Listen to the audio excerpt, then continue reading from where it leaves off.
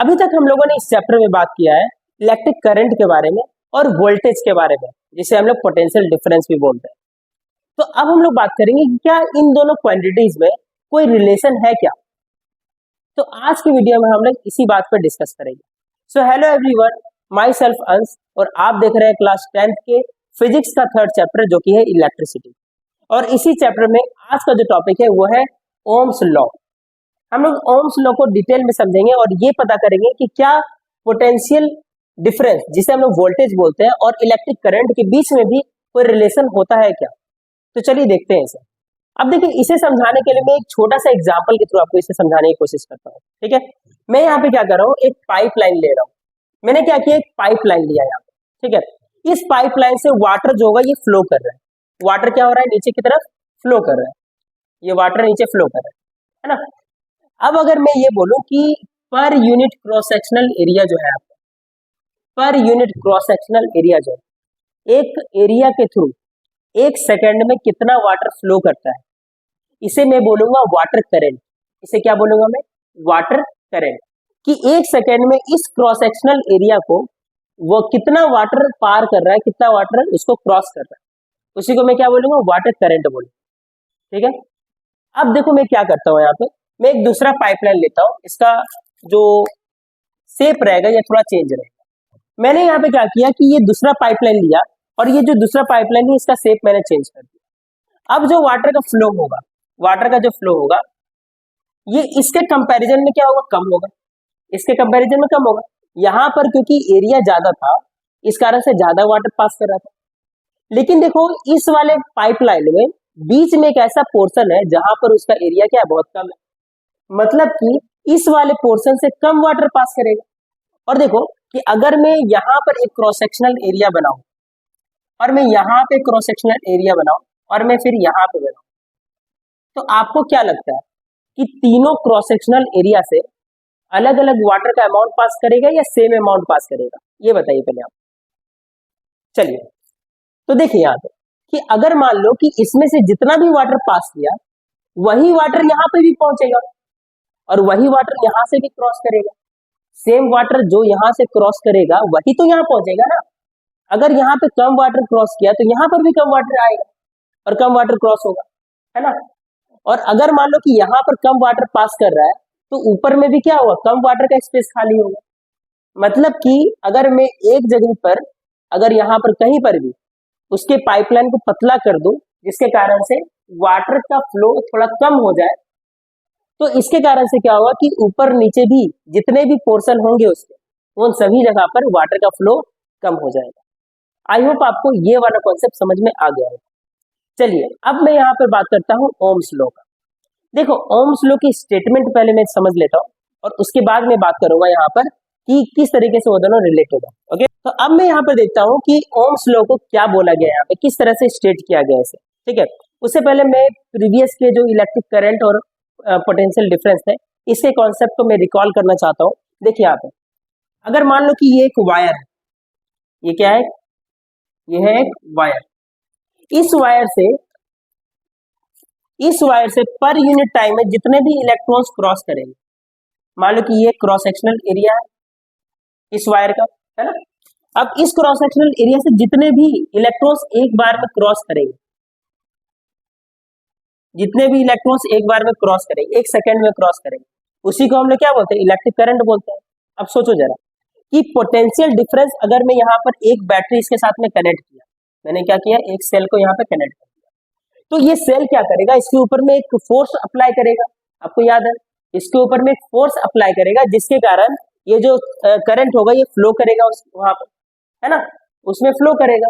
यही होता है ना, इलेक्ट्रिक फील्ड वो जनरेट करता है जिसके कारण से इलेक्ट्रॉन्स फ्लो करते हैं। तो इलेक्ट्रॉन्स मान लो कि यहाँ पे फ्लो कर रहा है एक सेल लगाने के कारण, और इस सेल का जो वोल्टेज है वो कितना है, 2 वोल्ट है। ये सेल कितने वोल्ट का है, 2 वोल्ट का है। मतलब कि इतना एनर्जी ये क्रिएट कर रहा है वहां पे। ओके, लेकिन अगर मान लो कि मैं यहाँ पर 2 बैटरी लगा दूं, 2 सेल लगा दूं, 2 सेल, और ये भी 2 वोल्ट का, तो अब तो ये 4 वोल्ट का हो गया बैटरी, है ना। लेकिन अब देखो ये 4 वोल्ट के होने के कारण से ज्यादा फोर्स अप्लाई करेगा। इसी कारण से जो पहले इलेक्ट्रॉन्स जिस वेलोसिटी से जा रहा था वो वेलोसिटी उसका क्या होगा, चेंज हो जाएगा, वो वेलोसिटी क्या होगा, बढ़ जाएगा, वो एक्सेलरेट कर जाएगा और ज्यादा इलेक्ट्रॉन फिर इसी क्रॉस सेक्शनल एरिया से पास करने लगे। तो मैं क्या बोलूंगा कि उनका करंट जो है ये क्या हो गया, बढ़ गया, क्योंकि एक क्रॉस सेक्शनल एरिया से एक सेकेंड में पहले जितना करंट पास करा था एक सेल लगाने के बाद, अब उसका डबल इलेक्ट्रॉन पास कर रहा है दो सेल लगाने के बाद। मतलब मैं ये बोलूंगा कि अगर यहाँ पर वोल्टेज डबल हो गया है तो करंट भी यहाँ पे क्या हो गया, डबल हो गया है, यही बोलूंगा मैं। चलिए, अगर आपको ये कॉन्सेप्ट समझ में आ गया है तो अब मैं यहाँ पे आता हूँ। इस स्टेटमेंट में देखिए क्या बोला गया है कि the current flowing through a conductor is directly proportional to the potential difference across it. अगर मैं एक सर्किट की बात करूं, उस सर्किट में जो भी पोटेंशियल डिफरेंस है, वो पोटेंशियल डिफरेंस जो है वो किसके प्रोपोर्शनल है, जो करंट उसमें फ्लो कर रहा है उसके प्रोपोर्शनल है, provided the temperature and other physical condition constant. और इसे मैं तब बोलूंगा जब वो जो कंडक्टर होगा, मतलब जो सर्किट होगा, वहां पर जो टेम्परेचर होगा कांस्टेंट होगा, मतलब टेम्परेचर चेंज नहीं हो रहा। चलो इसके बारे में लास्ट में डिस्कस करूंगा, ठीक है। अभी मैं इस स्टेटमेंट को देखता हूँ। इसमें एक्चुअली में बोला क्या गया है कि जो आपका पोटेंशियल डिफरेंस है, मतलब कि वोल्टेज है, वो किसके प्रोपोर्शनल है, वो आई के प्रोपोर्शनल है, मतलब कि करंट के प्रोपोर्शनल है, डायरेक्टली प्रोपोर्शनल।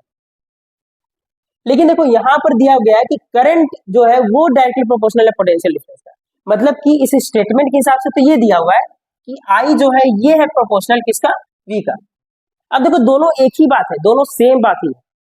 मैं यहाँ पे v को प्रोपोर्शनल बोलूँ आई का, या फिर आई को प्रोपोर्शनल बोलूँ v का, दोनों सेम बात है। इसका मतलब ये होता है कि अगर मैं करंट को बढ़ाऊंगा तो वोल्टेज भी क्या होगा, इंक्रीज कर जाएगा। अगर मैं करंट को कम करूंगा तो वोल्टेज भी क्या हो जाएगा, ये भी कम हो जाएगा या डिक्रीज कर जाएगा।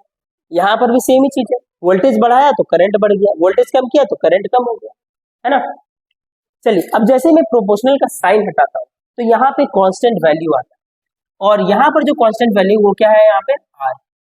ये कांस्टेंट वैल्यू क्या है, आर। और ये जो आर होता है इसे मैं क्या बोलता हूँ, इसे मैं बोलता है रेजिस्टेंस। इसे मैं क्या बोलता हूँ, रेजिस्टेंस। ये क्या है आपका रेजिस्टेंस। और वहीं मैं जब यहाँ पे बात करूं, इसमें मैं जब प्रोपोर्शनल का साइन हटाऊंगा तो यहाँ पर भी एक कांस्टेंट आएगा, और ये कांस्टेंट जो होगा ये होगा जी। और इस जी को मैं क्या बोलता हूँ, इस जी को मैं बोलता हूँ कंडक्टेंस। ये क्या होता है आपका, कंडक्टेंस। ये होता है आपका रेजिस्टेंस और ये क्या होता है, कंडक्टेंस। अब देखिए ये दोनों एक दूसरे के रेसिप्रोकल है, और इसका डेफिनेशन, इसका मीनिंग भी रेसिप्रोकल होता है। ये जो रेजिस्टेंस होता है, ये जो रेजिस्टेंस होता है, इसका काम होता है कि करंट के फ्लो को रोकना। ये करंट के फ्लो को रेजिस्ट करता है, रोकता है। ये बताता है कि कितना अमाउंट ऑफ करंट जो होगा ये रुकेगा। आपको रेजिस्टेंस और कंडक्टेंस समझ में आ गया। अब मैं इसके डेफिनेशंस को देखता हूं कि रेजिस्टेंस और कंडक्टेंस जो होता है इसके डेफिनेशंस क्या होते हैं। देखिए रेजिस्टेंस क्या होता है, it is a property of a conductor to resist the flow of charge through it. मतलब कि ये एक प्रॉपर्टी होता है किसी भी कंडक्टर का जिसमें वो मतलब चार्ज के फ्लो को रोकता है। जितना अमाउंट में चार्ज के फ्लो को रोक रहा है उतने अमाउंट का वो रेजिस्टेंस होता है उसके अंदर, ठीक है। अच्छा, इससे में it is denoted by R. इसे मैं किससे डिनोट करता हूँ, आर से डिनोट करता हूँ। इसे मैं किससे डिनोट करूंगा, कैपिटल लेटर आर से, ओके। इसका जो ऐसा यूनिट होगा, ऐसा यूनिट, इसका ऐसा यूनिट जो होता है वो होता है ओम। ओम, क्योंकि एक साइंटिस्ट है जॉर्ज सीमन ओम, इन्होंने ही इसके बारे में बताया था, इसलिए उन्हीं के नाम पे इनका ऐसा यूनिट दिया गया, ठीक है। तो इसके सिंबल क्या होते हैं, इसके सिंबल ये होते हैं, ये इसका सिंबल है ओम का, ठीक है। ये हो गया आपका रेजिस्टेंस। आई होप आपको रेजिस्टेंस समझ में आ गया। चलिए अब मैं बात करता हूँ कंडक्टेंस का। जिस तरह से रेजिस्टेंस का प्रॉपर्टी होता है, रेजिस्टेंस कंडक्टर का प्रॉपर्टी तो है जिसमें कि वो करंट के फ्लो को क्या करता है, रोकता है, चार्ज के फ्लो को रोकता है।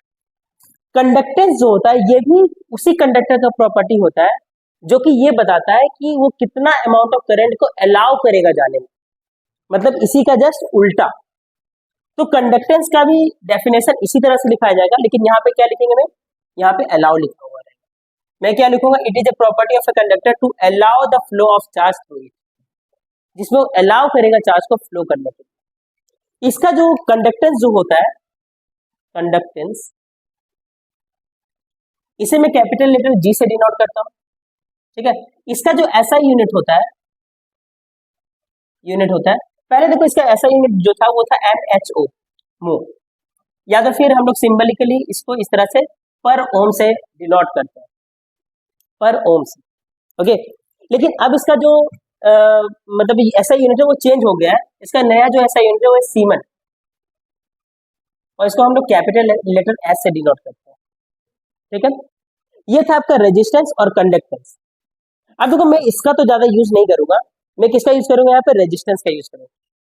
अब देखो आपको यहाँ पर जो भी फॉर्मूला दिख रहा है, जैसे कि V is equal to R T, तो मैं इससे ये भी तो लिख सकता हूँ, यहाँ पे देखिए I इज इक्वल टू क्या हो जाएगा, यहाँ पे V बाय आर हो जाएगा।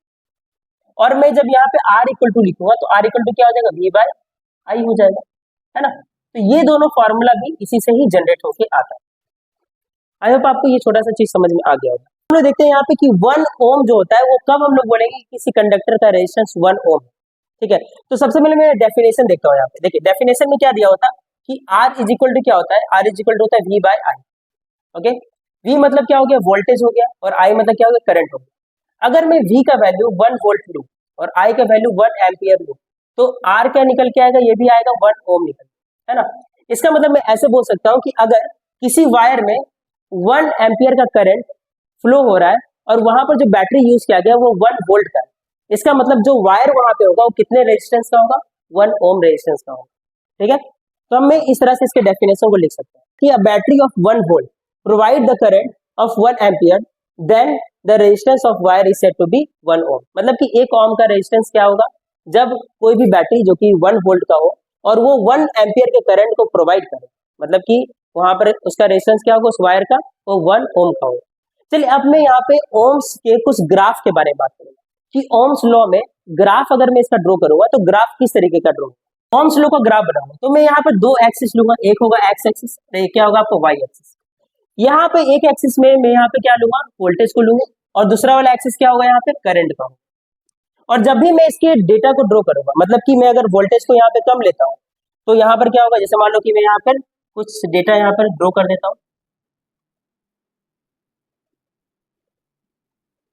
देखिए जैसे कि मान लो कि जब वोल्टेज जीरो था तो करंट भी क्या हो रहा था, जीरो फ्लो कर रहा था।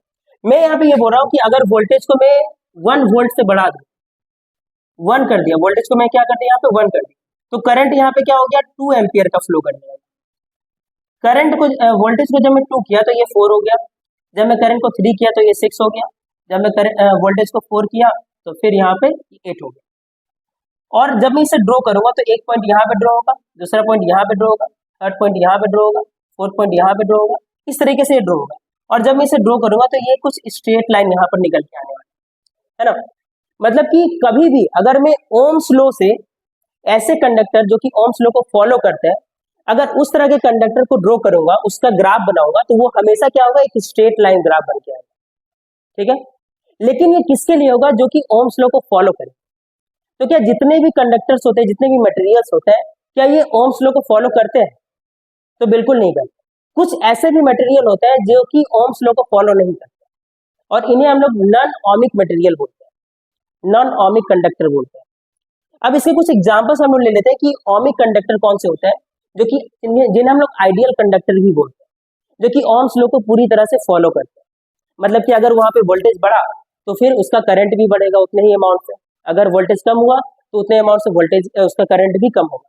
लेकिन नॉन ओमिक कंडक्टर में क्या होता है कि वोल्टेज अगर जिस अमाउंट में बढ़ रहा है, करंट हमेशा उस अमाउंट में नहीं बढ़ता, वो फ्लक्चुएट होता है, ठीक है। तो कुछ एग्जांपल्स यहाँ पर देखते हैं। तो चलिए कुछ ओमिक कंडक्टर को मैं यहाँ पे देखता हूँ, कुछ ओमिक कंडक्टर का एग्जाम्पल, जैसे कि मैं यहाँ पे लिखूंगा कॉपर।